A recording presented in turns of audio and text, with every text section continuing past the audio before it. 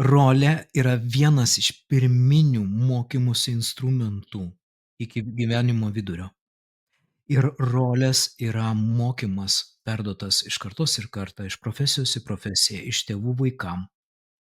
Ir iš principo rolė tiktai paskui nusimetama palaipsniui, tam, kad džiazuot labiau, pabandyt padžiazuot su gyvenimu. Ir rolės moko, ir rolės nauda yra mokymo nauda, nes kaip struktūrą, kaip sistemą pasiemam ir bandom per išmintį pragromuluot ir pažiūrėt, kaip tai veikia. Tai yra vienas dalykas, o nauda, tai yra vat mokymosi nauda per modelį.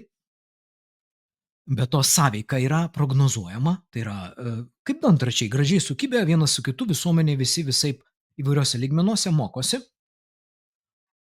Ir dar viena nauda yra autopilotas, nes automatinis veikimas nėra blogis. Jis turi savų pliusų, minusų.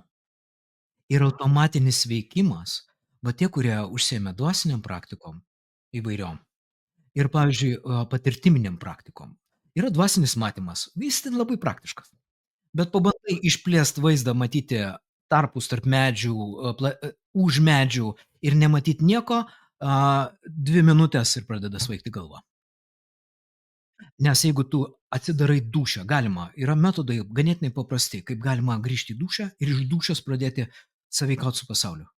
Bet tada mes tampam vaikais, kur mus pradeda bombarduot 100 kartų didesnis informacijos kiekis, prie kurio reikia išmokti priprast, jame kitaip plaukioti.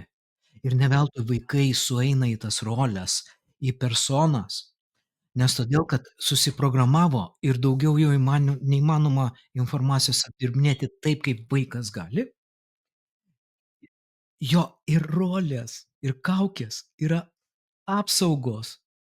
Ir tai yra labai efektyvu važiuoti tai, kada galima važiuot. Ne veltui autopilotai yra mašinose. Net jau pradėjo jos vairuoti mus.